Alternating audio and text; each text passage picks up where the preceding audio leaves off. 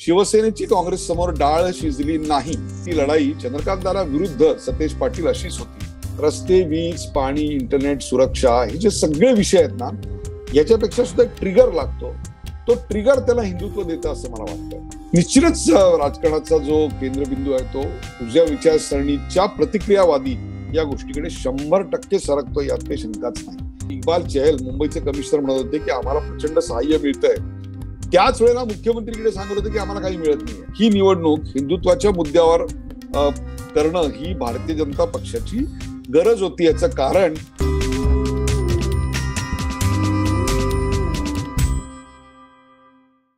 नमस्कार, मी विनायक पाचलक आणि थिंक बँकच्या बिहाइंड द सीन्स मध्ये तुम्हा सगळ्यांचं मनापासून स्वागत. नवा दिवस नवी चर्चा. गेले महिनाभर महाराष्ट्रातलं राजकारण वेगवेगळ्या मुद्द्यांनी ढवळून निघतंय. मग ते कोल्हापूरची पोटनिवडणूक असेल, ईडीच्या वेगवेगळ्या केसेस असतील, याच्याशिवाय एसटी संपाबाबतीतले वेगवेगळे प्रसंग असतील, हिंदुत्वाचा मुद्दा असेल राज ठाकरेंनी काढलेला. त्यामुळे हे जे महाराष्ट्रातलं बदलतं राजकारण आहे याचा कानोसा घेण्यासाठी, याचा अर्थ समजून घेण्यासाठी आज पुन्हा एकदा माझ्या बरोबर आहेत ज्येष्ठ पत्रकार, राजकीय विश्लेषक, संपादक डॉक्टर उदय निरगुडकर. सर स्वागत आहे तुमचं. नमस्कार. थिंक बँकवर मला विशेष आनंद होत आहे. आणि नेहमीप्रमाणेच महाराष्ट्रात काहीतरी घडलं की निरगुडकर सरांशी आपण गप्पा मारत असतो. सर, आजचा विषय अर्थातच खूप डिफायनिंग गोष्टी राजकारणात घडतायत असं वाटतंय. ईडी चे वेगवेगळे गोष्टी होत आहेत, त्याच्यात वेगवेगळ्या लोकांना आरोप केले जात आहेत, काही लोक अटकेत आहेत. मग इतर काही गोष्टी होत आहेत. राज ठाकरेंच्या सभा आणि उत्तर सभा अशा 2 सभा झाल्या. तुम्ही या सगळ्या राज्यातल्या राजकारणाकडे कसं बघता? कुठले मुद्दे महत्वाचे वाटतात? तुमचा अनालिसिस काय? मला असं वाटतं 3 गोष्टी आता महाराष्ट्राच्या राजकारणात घडतात. एक म्हणजे ज्या सेंट्रल एजन्सीज आहेत त्या एजन्सीज, ज्याला आपण इंग्रजीमध्ये क्रॅकडाऊन असा शब्द वापरला जातो, तो एक अल्टिमेट क्रॅकडाऊन ही गोष्ट चालू आहे आणि ती राज्यातल्या काही भ्रष्ट नेत्यांवर त्याची कुऱ्हाड कोसळली हे तर अगदी समोर येत आहे. हे एक. दुसरी गोष्ट, राज ठाकरे यांची आधी ठाण्यात झालेली सभा आणि त्यावेळेचं त्यांनी हिंदुत्वाचा केलेला एक प्रकारचा ऐलान आणि आता औरंगाबादच्या सभेचं केलेली घोषणा आणि 3 मेची या सरकारला मशिदीवरचे भोंगे हटवण्याची दिलेली डेडलाईन.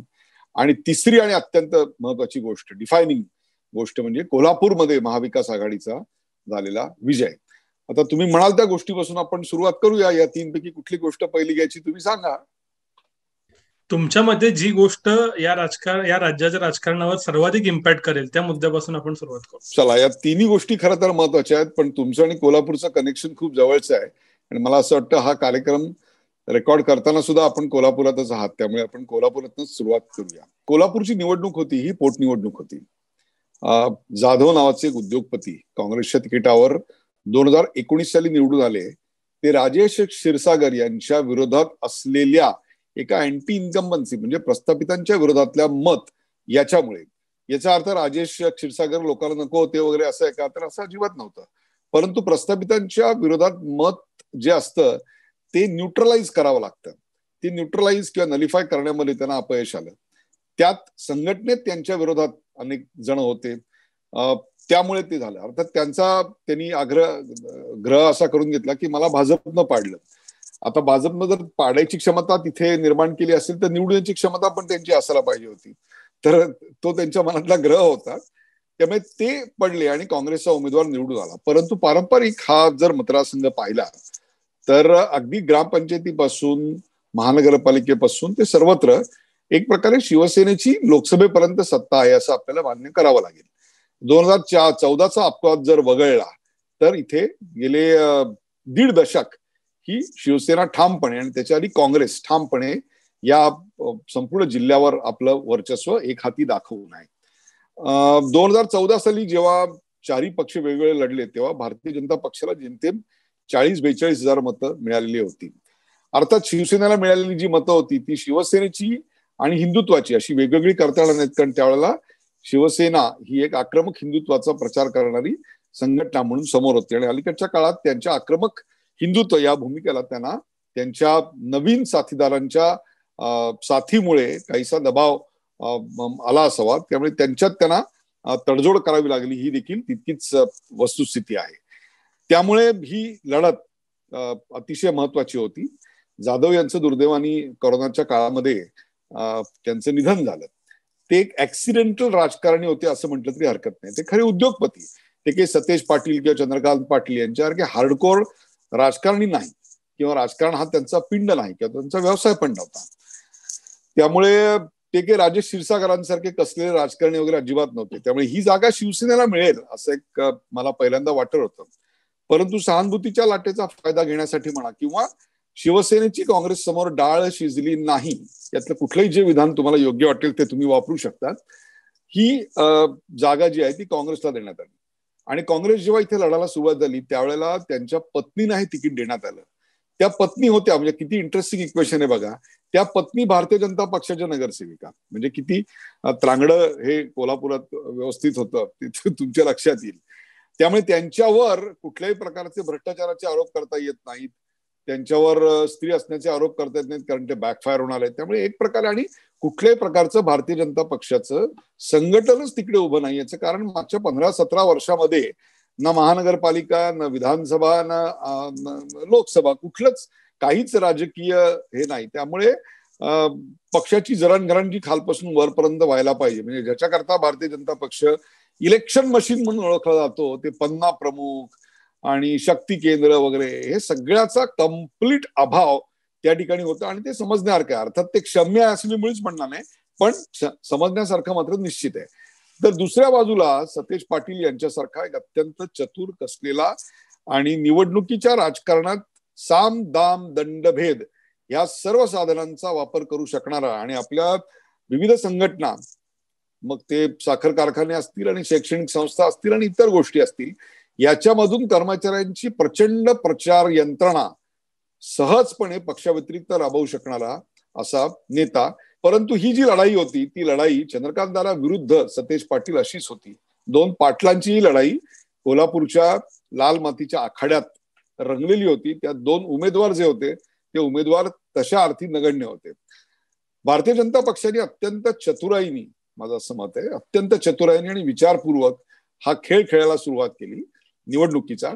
त्यांना कंप्लीट कल्पना होती की आपलं काही इथे नेटवर्क नाहीये, आपण इथे अनेक वर्षानंतर निवडणूक लढवतोय, जेमतेम 40,000चा बेस आहे, 2,90,000चं वोटिंग पॉप्युलेशन आहे, साधारणतः 60 ते 70% रेंजमध्ये वोटिंग होईल. म्हणजे 2,10,000 2,15,000 वोटिंग होईल. आणि ही स्टेट बायनरी फाईट आहे, म्हणजे दोनच उमेदवार आहेत, बाकी सगळे ते लुटूपुटू आहेत, ते 5-10 हजार मतात सगळे आटपून जाणार आहेत. त्यामुळे जो लाख मतांच्या जवळपास जो पोहोचेल तोच ही निवडणूक घेऊन जाणार असं कॅल्क्युलेशन होतं. आणि जे काही वॉर्ड होते, जे काही बूथ होते, त्या बूथवर प्रत्येकाचे ठरलेली जे काही वोट बँक्स होत्या या व्यतिरिक्त जवळपास 30% मतं ही कुंपणावरची होती. म्हणजे त्यांनी तोपर्यंत काही ठरवलेलं नव्हतं की कोणाला मत द्यायचं, किंवा अशा कडे हा मतांचा कल वळतो की जे सर्वसाधारणपणे निवडून येतात त्यांच्या मागे लोक लागतात. असं एक साधारणतः कोल्हापुरात रिवाज आपल्याला दिसतो. तशी ही लढत सुरू झाल्यानंतर या लढतीला काश्मीर फाईल्सच्या पार्श्वभूमीवर आज तुम्ही बघा, ही निवडणूक चालू असताना काश्मीर फाईलचे जे शोज कोल्हापुरात चालू होते ते हाऊसफुल जात होते, त्या प्रचाराच्या काळात सुद्धा हाऊसफुल जात होते. या सगळ्या पार्श्वभूमीवर आणि उत्तर प्रदेशच्या निवडणुकांनी प्रेरित झाल्यानंतर ही निवडणूक हिंदुत्वाच्या मुद्द्यावर करणं ही भारतीय जनता पक्षाची गरज होती. याचं कारण 3 भिन्न विचारी पक्ष, भिन्न मतप्रणाली आणि भिन्न आचार विचार सरणीची लोक केवळ एकाच ध्येयानं प्रेरित झाले होते की ते म्हणजे आपल्याला एका पक्षाला सत्तेवर येऊ कोणत्याही परिस्थितीत द्यायचं नाही. त्यात पुन्हा भारत भालके यांच्या मृत्यूनंतर पंढरपूरची सीट समाधान आवताडे यांना तिकीट देऊन भारतीय जनता पक्षाने खेचल्यानंतर एनसीपीच्या उमेदवाराचा तिकडे पराभव करून त्यानंतर भारतीय जनता पक्ष एक प्रकारे ही घोषणा घेऊनच हातात बसला होता की समाधान आवताडे यांच्या रूपाने आम्हाला पंढरपुरात विठोबाचा आशीर्वाद मिळाला, आता इकडे आम्हाला जाधवांच्या विजयाच्या रूपानं अंबाबाईचा आशीर्वाद मिळाला आणि आता महाराष्ट्र जिंकण्यासाठी आम्ही सज्ज आहोत आणि महाराष्ट्रामध्ये आम्ही भारतीय जनता पक्षाला रोखलं असं सांगायला महाविकास आघाडी अत्यंत उत्सुक होती. त्यामुळे ही एक प्रकारे ट्रेंड सेटिंग आणि निर्णायक अशा स्वरूपाची लढाई होती. त्यामुळेच साम दाम दंडभेद वापरणं आणि ते सुद्धा सतेज पाटील यांच्या अर्क्याने वापरणं हे अगदी उघड होतं, कारण यापूर्वी देखील अनेक निवडणुकांमध्ये त्यांनी तशा प्रकारच्या सगळ्या तंत्रांचा अवलंब केलेलाच होता, त्यात काही नवीन नव्हतं. भारतीय जनता पक्षाने याच्यात हिंदुत्वाचा प्रचार अतिशय 100% केला. याचं कारण असं होतं की शिवसेना ह्याच्यात कशा करता लढत होती, हा संभ्रम माझ्या मनात आजही आहे. निवडणूक झाल्यानंतरही याचं कारण, आता पुढल्या वेळेला मालोजी राजे उभे राहणार किंवा त्या निवडून आलेल्या ताई उभ्या राहणार, त्यामुळे शिवसेना फक्त तिकडे सतरंजा उचलायला आहे की काय, अशा स्वरूपाची एक हे होती. परंतु शिवसेना हा आदेशावर चालणारा पक्ष आहे. तिकडे नजदीक का फायदा और दूर का नुकसान, या दूर का फायदा और नजदीक का नुकसान असं काही विचार करण्याची तुम्हाला मुभा किंवा असं काही नसतं. तिथे आदेश आला की आदेश आला, मग फायदा तोटा याचा काही ते सैनिक विचार करत नाहीत. त्यामुळे सैनिकांमध्ये चलबिचल जरी झालेली असली तरी मतांचं विभाजन होतं का हे बघणं अत्यंत महत्वाचं होतं. आणि 3-1 अशी लढाई चालू असताना भारतीय जनता पक्ष, जिथे त्यांचं काहीही नेटवर्क नाही आणि समोर विलक्षण इलेक्शन मशिनरी असलेला वाकबगार माणूस, अशी लढाई असताना कुठपर्यंत पोहोचतात हे महत्वाचं होतं. तर मला असं वाटतं की भारतीय जनता पक्ष त्यांच्या 40-42 हजाराच्या व्होट बँकेवरनं 77,000 पर्यंत पोहोचला, हे त्यांचं निश्चित एक यश आपण मानलं पाहिजे. आणि त्याचबरोबर भारतीय जनता पक्षाने अत्यंत ताकदीने ही निवडणूक लढवून देखील सतेज पाटील यांच्या एका अजस्त्र निवडणूक यंत्रणेसमोर ते फारसे यशस्वी होऊ शकले नाहीत, हे देखील तितकंच सत्य आहे. त्यामुळे सध्या तरी असं आपण म्हणता येईल की भारतीय जनता पक्षाला हिंदुत्व वर्क्स याविषयीचा जो एक कॉन्फिडन्स आहे तो निश्चित मिळाला. आणि आपण तिघं जर एकत्र राहिलो तर आपण 2024 साली भारतीय जनता पक्षाला रोखू शकतो, असा आत्मविश्वास देखील महाविकास आघाडीनं दिला. त्यामुळे एक प्रकारे अंबाबाईंनी दोघांनाही आशीर्वाद दिला. भारतीय जनता पक्षाला हिंदुत्वाचा वर दिला आणि एकत्र राहा असं या तिघांना शाप किंवा वर जे ज्या अँगलने तुम्ही बघत असाल तो या तिघांनाही दिला की शिवसेनेला आता यापुढे इथे कुठलंही स्थान नाही आणि काँग्रेसला रुजायला जागा आहे. हा शाप आहे की वरदान आहे, त्या पक्षाने ठरवावं. प्रेक्षक, मी कोल्हापूर उत्तरचा रहिवासी तर आहे, शिवाय मतदार सुद्धा आहे, त्यामुळे माझा बायस या मुलाखतीत असणं स्वाभाविक आहे. तरी सुद्धा निरगुडकर सर या बायसाला गृहीत धरून, कारण थिंक बँक म्हणून मला बायस स्पष्ट करणं माझी जबाबदारी. 2 मुद्दे दिसतात या निवडणुकीतून आलेले. आज जे विश्लेषण सगळीकडे आले, ज्याची राज्यभर चर्चा आहे की भाजपकडेच फक्त प्रचाराची यंत्रणा आहे असं नाही, त्याच्या तोडीस तोड जर का प्रचाराची यंत्रणा उभी केली तर भाजप कितीही माईट न आला तरी त्याला हरवता येतं, असा एक मेसेज राज्यात गेलाय का? आणि दुसरा, खरंच महाविकास आघाडी 2.5 वर्षात अधिकाधिक घट्ट आणि एकसंध होत चालली आहे का? याचं कारण आधीच्या 2 पोटनिवडणुकांपेक्षा त्यांच्यातलं कोऑर्डिनेशन या पोटनिवडणुकीत खूप जास्त होतं असं मानलं जातं, जे सत्यही आहे. तर मग याचा दूरगामी परिणाम काय होणार या 2 मुद्द्यांचा? ही आघाडी खरोखरच घट्ट झाली का याचं उत्तर नाराज शिवसैनिकांनी आणि आपण नेमकं का या सत्तेत आहोत असा प्रश्न पडलेला काँग्रेसच्या आमदारांनी द्यावं पत्रकारांनी देण्यापेक्षा, कारण त्यांनी त्यांची नाराजी काय आता लपवून ठेवलेली नाहीये. काँग्रेस पक्षातले अनेक आमदार असतील, शिवसेनेतले अनेक आमदार असतील, त्यांनी आपापल्या पक्ष नेतृत्वाला या संदर्भात पत्र लिहिलेली आहेत, माध्यमांकडे ती उघड केली आहे, ती नाराजी उघड केली आहे. त्यामुळे नाराजी आहे का तर ती असणं स्वाभाविक आहे, कारण 3 असे पक्ष की जे एकमेकांच्या विरोधात लढलेले आहेत. आता मला सांगा, पुढच्या वेळेला राजेश क्षीरसागरांनी काय करायचं? त्यांनी काय खांद्यावर काँग्रेसचा झेंडा घेऊन त्यांचा आयुष्यभर प्रचार करायचा का? संजय पवारांनी काय करायचं आता आयुष्यभर? फक्त काँग्रेसचा प्रचार करायचा का? ज्यांनी तिकडे अक्षरशः रक्ताचं पाणी करून शिवसेना वाढवली, मतबँक तयार केली, ती मतबँक अशी सरळ काँग्रेसच्या झोळीत टाकायची का? त्यामुळे ती जी नाराजी आहे ती नाराजी त्या लोकांनीच सांगावी किंवा त्यांनी ती यापूर्वी देखील व्यक्त केलेली आहे. ती फक्त कोल्हापुरात आहे अशातला भाग नाही, ती अनेक ठिकाणी आहे. आढळराव पाटलांनी आता पुढच्या वेळा 2024 साली, मला ते चित्र बघायला आवडेल की कोल्हे यांचा ते प्रचार करतायत वगैरे. हे सगळं खूप हे सॉल्व्ह करणं सोपं नाहीये, म्हणजे हे एक फार मोठं आव्हान आहे. म्हणजे ऍज अ सेफॉलॉजिस्ट म्हणून मी सांगतो की नेमकं तिकीट कोणाला कसं द्यायचं, कारण अनेक मतदारसंघ असे आहेत की इथे शिवसेनेने एनसीपीचा पराभव केलाय, शिवसेनेने काँग्रेसचा पराभव केलाय, काँग्रेसने शिवसेनेचा पराभव केलाय आणि एनसीपीने काँग्रेसचा पराभव केलाय, किंवा भारतीय जनता पक्षाने काँग्रेस आणि एनसीपीचा पराभव केलाय. मग ती जागा नेमकी कोणाला द्यायची? तिने शिवसेना लढलेलीच नव्हती, मग ते म्हणणारा भारतीय जनता पक्ष आमच्यामुळे निवडून आला, त्यामुळे मग हे वाटप कसं होणार? हे सगळे अनेक प्रश्न आहेत. ते इतकं सोपं आहे असं काही समजायचं कारण नाही. त्यामुळे याच्यामुळे ही युती एकत्र झाली का तर नाही, या निर्णयामुळे, या निकालामुळे युती एकत्र झाली वगैरे असं मी काही म्हणणार नाही. परंतु जर आपण एकत्र राहिलो तर भारतीय जनता पक्षाचा पराभव करू शकतो असा एक मर्यादित विश्वास, अशी एक मर्यादित दिशा मात्र या निवडणुकीने निश्चित दिली असं म्हणावं लागेल. परंतु जर आपण काहीही काहीही तिकडे संघटन शक्ती नसताना, हिंदुत्वाच्या आधारावर आणि उमेदवार फारसा चमकदार नसताना जर लढत द्यायची सर्व ताकदीनिशी ठरवली तर तिघांची ताकद एकत्र आली तरी आपण आपली मतं जवळपास दुप्पट करू शकतो, हा आत्मविश्वास भारतीय जनता पक्षाला दिला. त्यामुळे अंबाबाईंनी दोघांना वर दिला हे जे मी म्हटलं ते त्या अर्थाने सत्य आहे. अर्थात आता आपण पडलो तरी आपलं कौतुक होतंय म्हणून भारतीय जनता पक्षाने तो वर समजायचा का शाप समजायचा, की आपलं संघटन तितकंसं ताकदवर नाही का, आपण तिघत एकत्र येऊन सुद्धा आपली मतांची टक्केवारी 51% जास्त होऊ शकत नाही, ह्याच्याबद्दल चिंता बाळगायची, हे ज्याचं त्या पक्षाने ठरवावं. मी कोल्हापूरचाच रेफरन्स घेऊन थोडस राज्य स्तरावरती येतो. हिंदुत्व अचानक महाराष्ट्रामध्ये प्रबळ होताना दिसतंय. काश्मीर फाईल्स आला, काश्मीर फाईल्सला उत्तम प्रतिसाद मिळाला, 4 राज्यातला निकाल आला, 5 राज्यातला, त्यातल्या 4 राज्यात भाजप जिंकली. आणि त्यानंतर असणारी ही पोटनिवडणूक, याच्यामध्ये वापरलं गेलेलं प्रचंड प्रखर हिंदुत्वाचं मॉडेल, आणि याच्या बरोबरीनंच एकाच वेळेला राज ठाकरे सभा घेत आहेत, भोंग्यांवरती बोलतायत, हनुमान चालिसावरती बोललं जात आहे, आणि एकूणातच हिंदू आयडेंटिटीच्या आसपास जे काही मुद्दे असतील तिथं राज्याला या एप्रिल महिन्यानं, मार्च आणि एप्रिल महिन्यानं आणून ठेवलं असं चित्र दिसतंय. महाराष्ट्रात हे हिंदुत्व टिकेल का, वाढेल का, आणि याचा फायदा नक्की कोणाला होईल? एक लक्षात घ्या, आपण 89 ची निवडणूक जी होती त्यावेळेला पहिल्यांदा भारतीय जनता पक्षाने रथयात्रा काढली आणि राम जन्मभूमीसाठी आंदोलन केलं आणि त्यांची पार्लमेंटमध्ये 2 वरून ते 2 आकड्यांवर म्हणजे 83 वर 89 वर पोहोचले. तो सगळा प्रवास हा त्यांचा एक प्रकारे राम रथावर स्वार होऊनच झालेला आहे.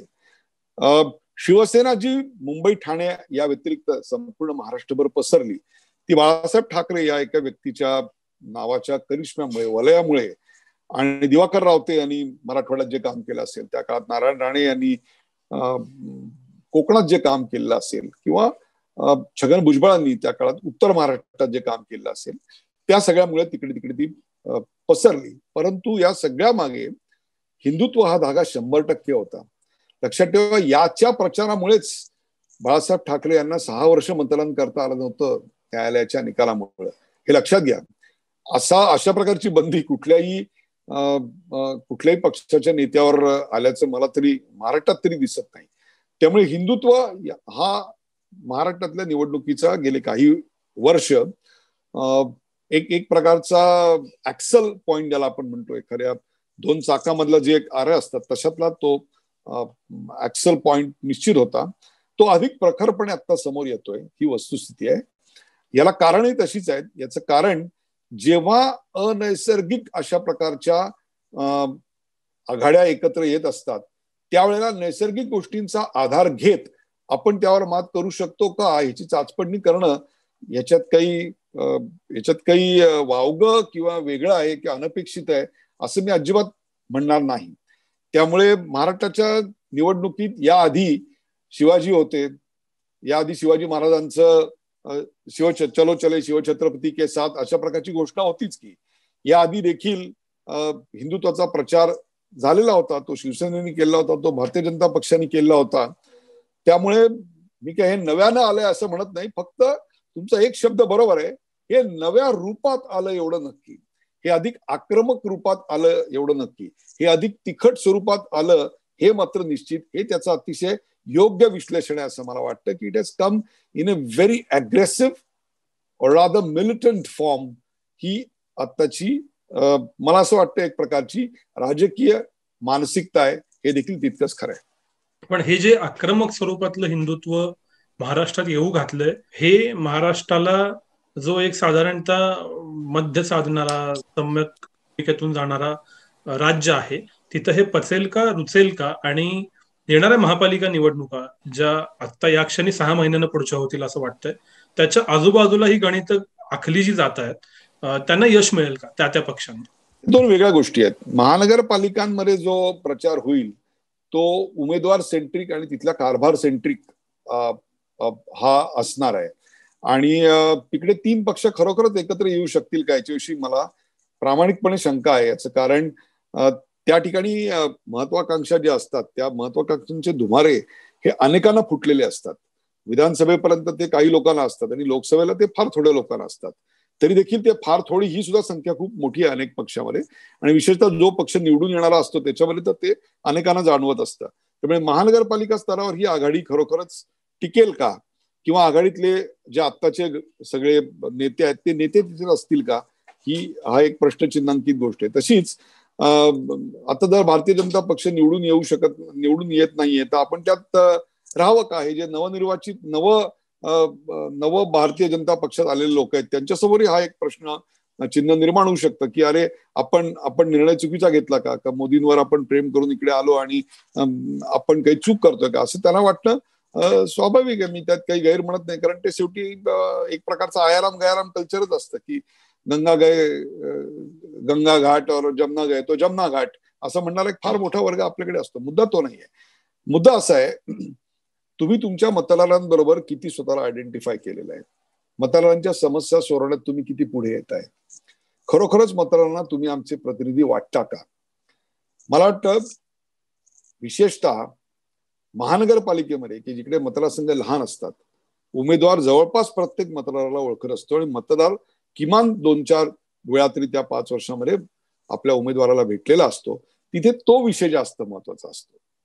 तिथे हिंदुत्वाची लाट वगैरे या गोष्टी या असल्या तरी त्या सेकंडरी किंवा बॅकड्रॉप मध्ये असतात. उमेदवाराचा कनेक्ट आणि पक्षांनी केलेलं काम या 2 गोष्टी अत्यंत महत्वाच्या आहेत. लोकसभेमध्ये खूप मतदारसंघ मोठा असतो. 90% जनतेने त्या उमेदवाराला प्रत्यक्ष पाहिलं नसतं, शेकहँड केलं नसतं, बोललेलं नसतं. त्यामुळे तिकडे प्रतिमेवर चालणं हे स्वाभाविक आहे.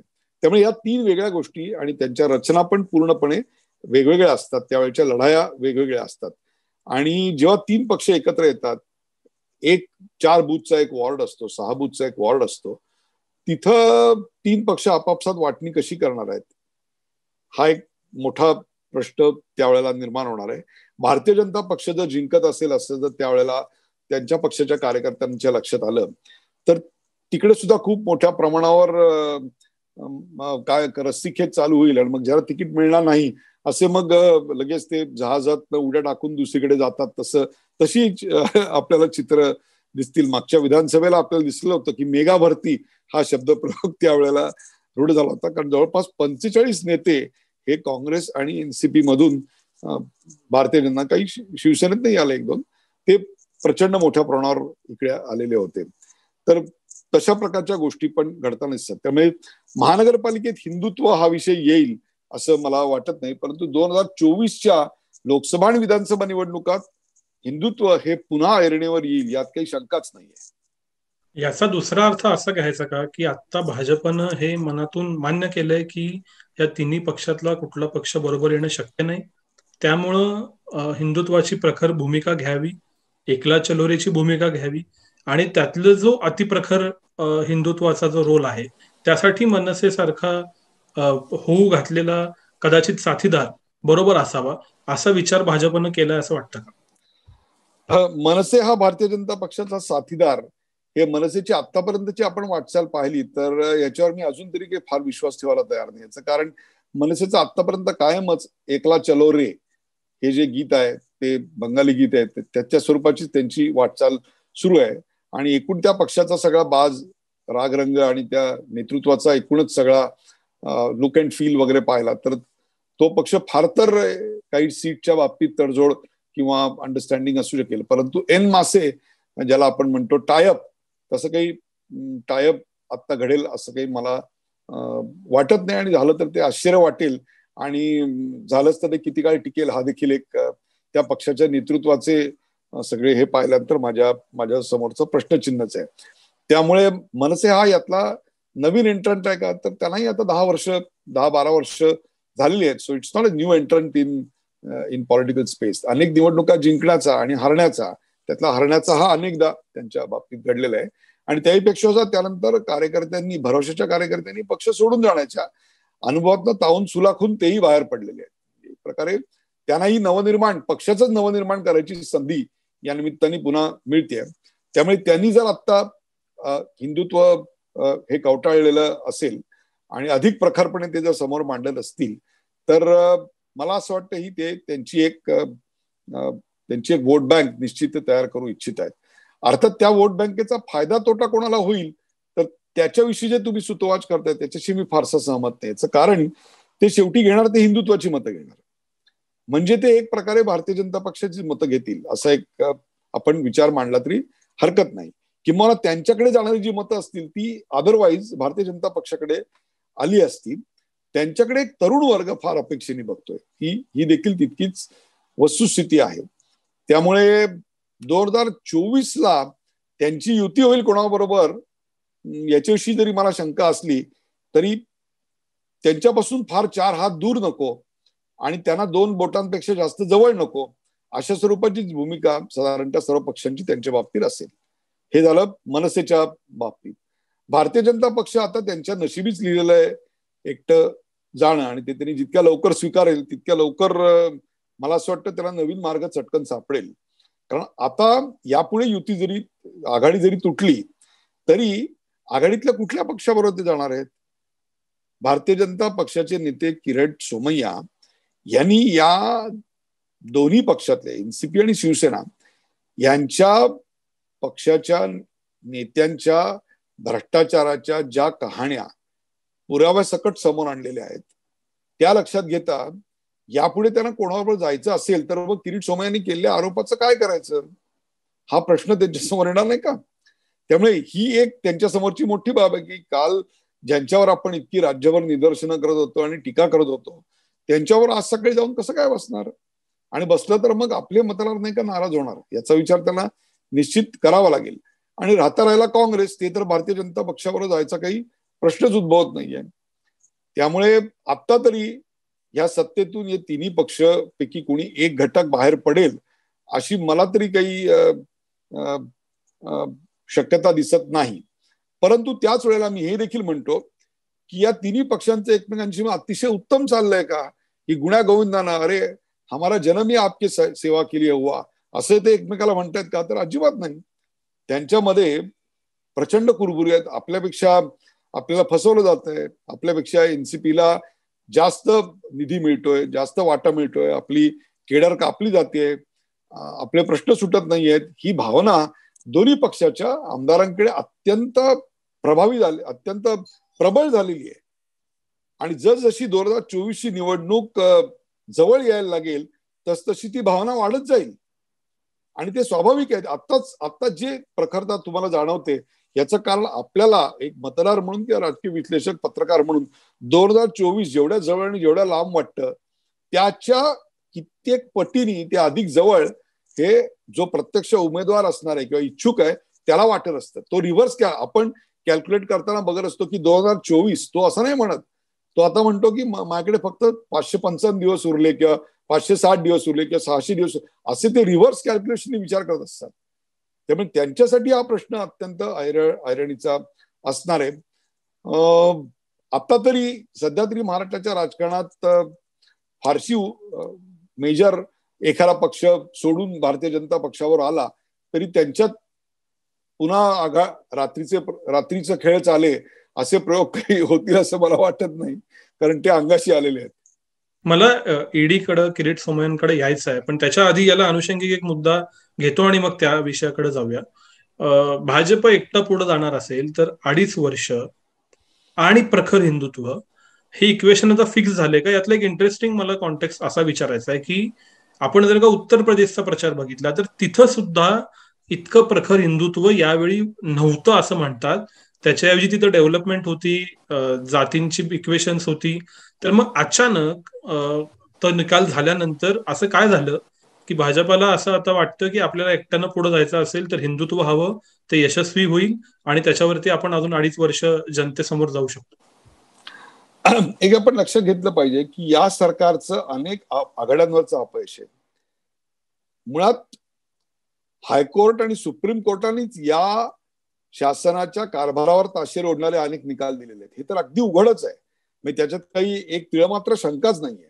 एकीकडे ज्या दिवशी इक्बाल चहल मुंबईचे कमिशनर म्हणत होते की आम्हाला प्रचंड सहाय्य मिळतंय, त्याच वेळेला मुख्यमंत्रीकडे सांगत होते की आम्हाला काही मिळत नाहीये. आता यातलं खरं कोणतं म्हणायचं? मी जो कोविड काळ म्हणतोय त्या कोविड काळामध्ये ज्या चहल यांचं कौतुक आपण करत होतो त्या चहलचं ते स्टेटमेंट आहे. ज्या दिवशी म्हणजे वृत्तपत्रात त्यावेळी दोन बातम्या होत्या. एक चहल म्हणतात सेंटर से बहुत अच्छी मदत मिळते आणि इकडे म्हणतात सेंटरकडून काही मिळत. आता याच्यातलं राजकारण काय ते एका क्षणात आपल्याला कळू शकते. It's not rocket science.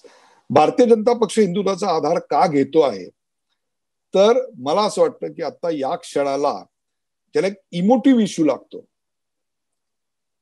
रस्ते, वीज, पाणी, इंटरनेट, सुरक्षा हे जे सगळे विषय आहेत ना याच्यापेक्षा सुद्धा एक ट्रिगर लागतो. तो ट्रिगर त्याला हिंदुत्व देतं असं मला वाटतं. आणि त्याच्यामुळे ती जी एक सर्च करायची लाट असते, मतं फिरवायची जी क्षमता असते ती क्षमता हिंदुत्व या शब्दामध्ये असल्यामुळे ते याचा अर्थ डेव्हलपमेंटवर बोलणार नाहीत का? 100% बोलणार. याचा अर्थ ते इन्फ्रास्ट्रक्चर प्रोजेक्टच्या डिले बद्दल बोलणार नाहीत का? 100% बोलतील. परंतु हिंदुत्व हा त्याचा बॅकड्रॉप असणार आहे हे तुम्ही लक्षात घ्या. याच्यामुळं महाराष्ट्राचे जे राजकारण आहे ज्याचा केंद्रबिंदू आहे तो अधिक उजवीकडे सरकेल का? म्हणजे उदाहरणार्थ राज ठाकरेंनी समजा हनुमान चालिसाबद्दल काहीतरी बोललं तर शिवसेना पण हनुमान आरती करते, राष्ट्रवादी पण हनुमान आरती करते. त्यामुळे ओव्हरऑल जो एक स्पेस असतो पॉलिटिक्सचा तोच आता सेंटर टू राईट महाराष्ट्रात तो देशात अधिक प्रकर्षानं झालाय असं मानलं जातं. तसं महाराष्ट्रात घडण्याची प्रोसेस अधिक वेगवान झाली आहे. निश्चितच राजकारणाचा जो केंद्रबिंदू आहे तो उजव्या विचारसरणीच्या प्रतिक्रियावादी या गोष्टीकडे 100% सरकतो, यात काही शंकाच नाही. जे सगळे ट्विट आहेत अलीकडच्या काळामध्ये राज ठाकरे यांचं भाषण, त्याला एनसीपीच्या नेतृत्वानं दिलेली सविस्तर उत्तर, म्हणजे याची दखल घेण्याची काही फारशी गरज नाही, गांभीर्यानं काही घ्यायची गरज नाही असं म्हणून सुद्धा 40 मिनिटं ज्याच्यावर बोलावं असं वाटतं. याच्यावरच सगळं सार आलं. आणि 3 नेते, सकाळी 8:30 वाजता एक जण, सकाळी 10:30 वाजता दुसरा, की जो या पक्षात आहे की त्या पक्षात आहे हेच कळत नाहीये. तो शिवसेनेत राहून एनसीपीची भाषा बोलतोय का एनसीपीत राहून शिवसेनेची भाषा बोलतोय हे कळत नाहीये. आणि नंतर मग पक्ष नेतृत्व असं सगळं असताना निश्चितच हे प्रतिक्रियावादी होत आहे. हे दुर्दैव आहे. आणि याची मी असं ते घासून अतिशय बुळबुळीत झाला शब्द काय सपाट झाला शब्द वापरला नाही. पुरोगामी महाराष्ट्र आणि फुले शाहू आंबेडकरांचा महाराष्ट्र असं आता त्याचे म्हणजे ते एक प्रकारे आता त्याचा वीट आलाय अशी परिस्थिती आपल्याकडे निर्माण होते. कारण त्याचा वापर करणाऱ्या माणसांनी महाराष्ट्रात नेमकं काय केलं हा देखील तितकाच प्रश्न आहे. त्यामुळे जे बाकीचे महत्वाचे मुद्दे आहेत त्याच्यावर जे खरं निवडणूक लढली गेली पाहिजे त्याच्यावर पर्यावरण हा मुद्दा आहे. आणि एक काय म्हणू ज्याला आपण एक चांगली गोष्ट मात्र या सरकारमध्ये झाली and that credit will go to Aditya Thackeray. आणि आदित्य ठाकरे यांच्याकडे जे पर्यावरण खातं आहे त्यांनी काही पथदर्शी निर्णय घेतलेत बरं का.